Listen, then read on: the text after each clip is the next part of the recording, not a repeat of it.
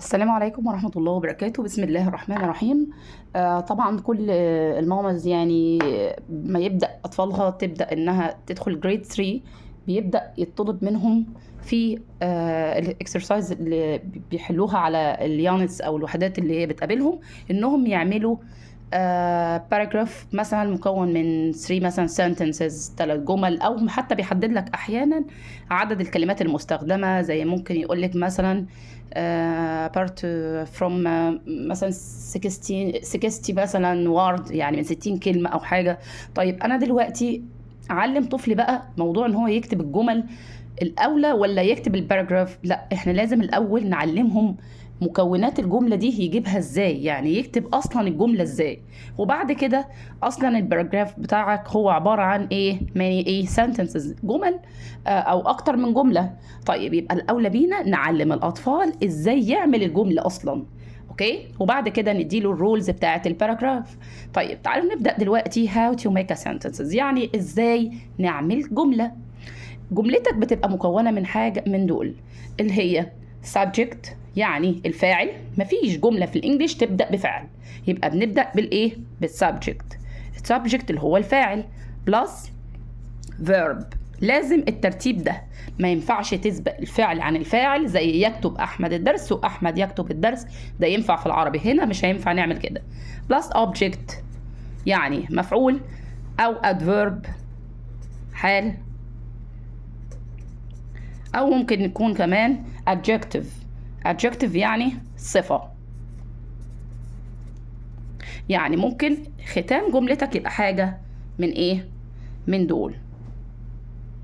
طيب تعالى بقى نشوف هنا لما أعمل الجملة بتاعتك، أول مكون ده أجيبه منين؟ هو مين السبجكت ده؟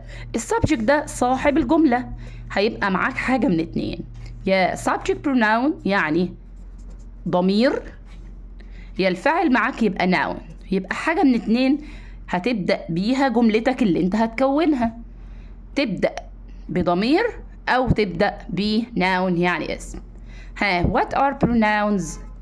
مين هم البروناونز؟ اللي هم أنا I، وإنت you، نحن we، هو he، وهي she، وهو وهي الغير العاقل it، وهم they.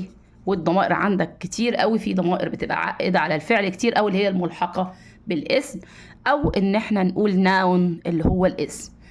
what are nouns؟ مين هم الناونز دول؟ حاجة من اللي انت هتشوفهم معايا دلوقتي.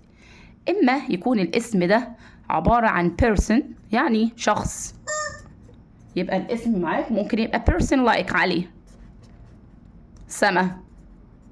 يبقى الناون اللي هتبدأ بيه يبقى ايه؟ يا person يا thing هي like what؟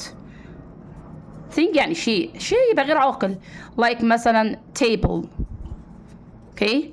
طيب او انه يبقى place مكان. ممكن اكون جملتي بتكلم عن مدرستي، اقول my school is big مثلا، مدرستي كبيرة، يبقى ممكن جملتك تبدأ ب place like school، club، home، اوكي. او animal like cow cat، تمام. مثلا نقول the elephant is huge animal، يعني الفيل حيوان ضخم، يبقى احنا كمان ممكن نبدأ جملتنا بإيه؟ بانيمال يعني حيوان like ايه؟ like cow like cat، اوكي. يبقى احنا كده عرفنا الطفل المكون الأول ده انت هتجيبه منين، هو عبارة عن ايه، حسب انت اختيارك للجملة اللي هتكتبها، وهتبدأ بسبجكت ايه. هل subject pronoun يعني ضمير فاعل، ولا noun؟ فانت هتبدأ بحد من دول. شوف انت جملتك هتتكلم عن ايه، وموضوعك او التوبيك بتاعك بيتكلم عن ايه. تاني مكون هنا معاك هو الفيرب. الفيرب يعني الفيرب اللي هو ايه؟ الفعل. طيب اللي هو الاكشن اللي حصل معاك، مين هو بقى الفيرب؟ like مثلا eat ياكل، drink يشرب، تمام. open. لازم تعملي حصيلة لغوية حلوة قوي لطفلك، تعرفيه معظم الأفعال اللي بيتعامل بيها، سواء في منهجه، سواء في المدرسة، في البيت. لازم نحفظ الطفل على الأقل أكتر من 25 حرف فاعل بيستخدمهم كتير في حياته في كتابة الجمل، ونقسمهم للطفل على مراحل. لازم يحفظ ايه verbs افعال. بعد كده المكون الاخير هو ممكن يكون ايه بقى في جملتك؟ يا object يا مفعول او adjective صفة. adjective يعني صفة، او adverb اللي هو ايه الحال اللي بيوصف الايه الصفة، الايه الادفيرب. تمام. يبقى احنا هنا دول بيكملوا لي معنى الجملة ويتمموا لي معنى الجملة ويخلوا ليها معنى. ما ينفعش اقول احمد ياكل او احمد يكون. لازم مثلا احمد، عايز اقول احمد مثلا سعيد. احمد از واقف على كده؟ لا، اجيب بقى adjective. احمد is happy، حاله ان هو ايه سعيد. ممكن يقول مثلا I مثلا do my homework quickly دي adverb ايه. انت عملت الواجب بايه؟ الحال اللي عملت بيه الواجب كان ايه؟ كان quickly مثلا سريع. تمام. يبقى احنا هنا بتجيب حاجة تتمم معنى الجملة بحاجة من دول، يا object مفعول، يا adjective يعني صفة، يا adverb. اوكي، يعني الحال اللي بنوصف بيه الصفة دي كانت حالة الموضوع ايه؟ سريعا slowly quickly. تمام. طيب ممكن نقول snowy اللي هو يعني مثلج. تمام. طيب يبقى احنا هنا كده عرفنا مكونات الجملة. تعالى بقى للموضوع المهم قوي، موضوع الباراجراف. تعالى شوف بقى الباراجراف بتاعك المفروض ليه حاجة اسمها رولز. الرولز دي القواعد اللي هتكتب عليها. اولا اول لما تيجي تكتب الباراجراف بتاعك لازم بتسيب هنا سبيس يعني مسافة. لازم السبيس دي تبقى بتسيبها شوية كده، وتبدأ جملتك من هنا بكابيتال لتر يعني حرف كبير. يعني لو هتبدأ به مثلا بروناون هي هتكتب كده، لازم تبدأ بكابيتال لتر. تمام. خلصت الكلمة تسيب سبيس، يعني ما تكتبليش هي مثلا از مثلا فات، تحسسني ان دول 3 كلمات مش كلمة واحدة. ليه نعمل كده؟ لا، بنسيب سبيس between ايه words and between ايه sentences يعني بين الجمل كمان. يعني خلصت جملتك في اخر الجمله جمله خبريه عاديه بتحط فول ستوب وتكمل من بعد النقطه دي، ما تروحش على السطر الثاني. كمل اهي عندك جزء هنا فاضي. وكمان ممنوع الترقيم في الباراجراف. لازم الباراجراف كله يتكلم كمان عن حاجه هو مديها لك، ما تخرجش بره النص ده. يبقى ممنوع الايه الترقيم. بتخلص جملتك تحط فول ستوب، بعد كده تبدا جمله تانية من بعد الفول ستوب. طالما في عندك هنا مسافه يعني مساحه تكتب فيها، اكتب من هنا.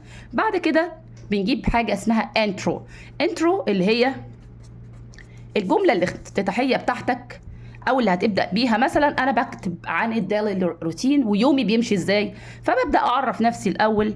مثلا تقول I'm احمد I'm 10 years old، وبعد كده تبدا جملك. طيب هجيب منين هنا الجمل؟ هتعمل لنفسك حاجه اسمها brainstorming يعني عصف ذهني. brainstorming ده معناها العصف الايه الذهني. تجيب التوبيك تحطه هنا. مين هو التوبيك بتاعك؟ مثلا توبيك اللي هو الموضوع بتاعك اللي هتكتب فيه. مثلا say مثلا daily routine او عن my family مثلا daily routine. طيب تبدأ تجيب لنفسك أفكار هتتكلم عنها، وبعد كده تاخد كل فكرة. الديلي روتين أول ما بصحى من النوم بعمل إيه؟ wake up مثلا wake up بصحى من النوم. أقول مثلا I wake up مثلا at 6 o'clock مثلا. وبعد كده هكتب مثلا بغسل وشي، اكتب فيس مثلا واعمل عليها جمله. بتجيب بقى الافكار من هنا بقى، هي دي اللي هتعمل عليها الجمل. بعد كده بتناول الافطار اللي هو البريكفاست. بعد كده اقول مثلا ان انا بروح المدرسه سكول واعمل عليها I go to school مثلا at مثلا 8 o'clock school. بعد كده اقول مثلا play with my friends مثلا اكتب friend واعمل عليها جمله، وهكذا. يبقى احنا بتجيب موضوعك من ده، هو ده اللي هيديك الافكار اللي هتعمل بيها الايه الموضوع بتاعك او الايه الديتيلز اللي انت هتكتبها هتبقى عن طريق الايه، البرين ستورمنج ده. تكتب التوبيك بتاعك، الموضوع، وتكتب عنه، وفي الاخر بنجيب جمله ختاميه، تمام، وبتحطي دوت، وكده خلصت موضوعك. سهل جدا ان احنا نعلم الموضوع ده لاطفالنا بكل سهوله، هيكتب الباراجراف بدون صعوبه. اتمنى اكون قدرت ان انا افيدكم في الموضوع ده، واقول لكم السلام عليكم ورحمه الله وبركاته.